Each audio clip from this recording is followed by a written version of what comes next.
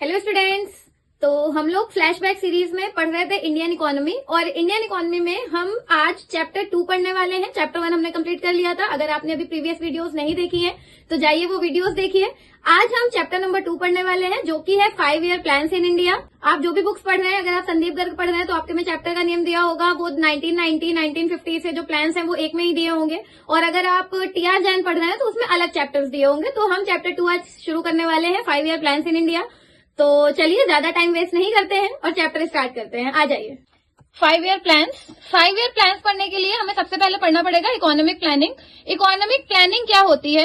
तो a system under which a central authority sets a number of targets and specifies programmes and policies to achieve their targets within a specified period of time.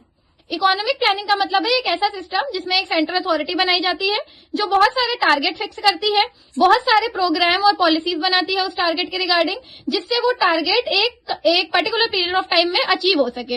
इसे ही हम बोलते हैं economic planning. ये जरूर याद रखिएगा कि सेंट्रल अथॉरिटी बनती है जो टारगेट फिक्स करती है, जो पॉलिसीज बनाती है वो सेंट्रल अथॉरिटी है, ऐसे कोई भी नहीं बना सकता। तो इकोनॉमिक प्लानिंग हमेशा सरकार करती है। After independence planning commission does economic planning. Independence के बाद प्लानिंग कमीशन बनी थी जो ये सारी इकोनॉमिक प्लानिंग करती थी, but in Feb 2015 it has replaced by NITI Aayog. लेकिन फेब 2015 में ये नीति आयोग बन गया और अब जितनी भी इकोनॉमिक प्लानिंग है वो नीति आयोग करती है। ये याद रखिएगा, इंडिपेंडेंस के बाद प्लानिंग कमीशन करती थी, लेकिन 2015 के बाद से नीति आयोग करती है। ओके, प्लान समझने से पहले हमें ये समझना पड़ेगा कि ये जो प्लान्स होते हैं, ये प्लान्स किन किन इकोनॉमीज में होते हैं, इकोनॉमी कितने टाइप की होती है। तो 3 टाइप की इकोनॉमीज होती हैं। पहली होती है कैपिटलिस्टिक इकोनॉमी। तो कैपिटलिस्टिक इकोनॉमी क्या होती है? An economy in which the means of production are owned by individuals guided by the principles of profit maximisation. एक ऐसी इकोनॉमी जिसमें जो मीन्स ऑफ प्रोडक्शन होते हैं उनके ओनर इंडिविजुअल्स होते हैं और उनका जो प्रिंसिपल मोटिव होता है वो होता है profit maximisation. Role of government is to maintain law and order. Government का रोल सिर्फ इतना होता है कि government law and order maintain करती है, मतलब सिर्फ लॉ से रिलेटेड जितने भी काम है वो गवर्नमेंट करेगी। इसके अलावा गवर्नमेंट का कोई भी इंटरफेरेंस नहीं होता है कैपिटलिस्टिक इकोनॉमी में। पूरी की पूरी इकोनॉमी प्राइवेट सेक्टर ओन करता है। ये होती है कैपिटलिस्टिक इकोनॉमी। इस इकोनॉमी के कुछ फायदे हैं। क्या है वो? तो फर्स्ट है मोर प्रोडक्शन, क्योंकि कैपिटलिस्टिक इकोनॉमी में मोटिव जो होता है वो प्रॉफिट मैक्सिमाइजेशन होता है। तो इस इकोनॉमी में जो प्रोडक्शन होता है वो अच्छा होता है। रीजन, क्योंकि जब अच्छा प्रोडक्शन होगा, अच्छा सेलिंग होगी, तभी तो प्रॉफिट अर्न करेंगे। सेकंड है मोर प्रॉफिट्स। प्रॉफिट ज्यादा जनरेट होते हैं क्योंकि इनका मेन एम ही वही होता है, इनको और किसी से कोई मतलब नहीं, इनको प्रॉफिट जनरेट करने से मतलब है। तो जब प्रोडक्शन ज्यादा होगा तो नॉर्मल सी बात है कि प्रॉफिट भी ज्यादा होंगे।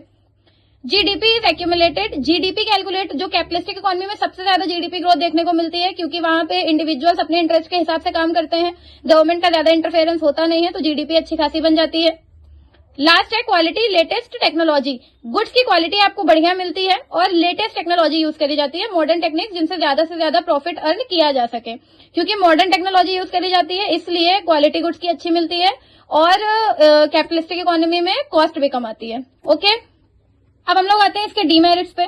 तो पहला है इग्नोर्स कलेक्टिव इंटरेस्ट। सबसे पहले तो जो कैपिटलिस्टिक इकोनॉमी होती है इसमें कलेक्टिव इंटरेस्ट को ध्यान नहीं दिया जाता, क्योंकि जो इंडिविजुअल जो काम कर रहा है अपने प्रॉफिट का सोचता है, ना कि कलेक्टिवली सबका प्रॉफिट हो ये सोचता है।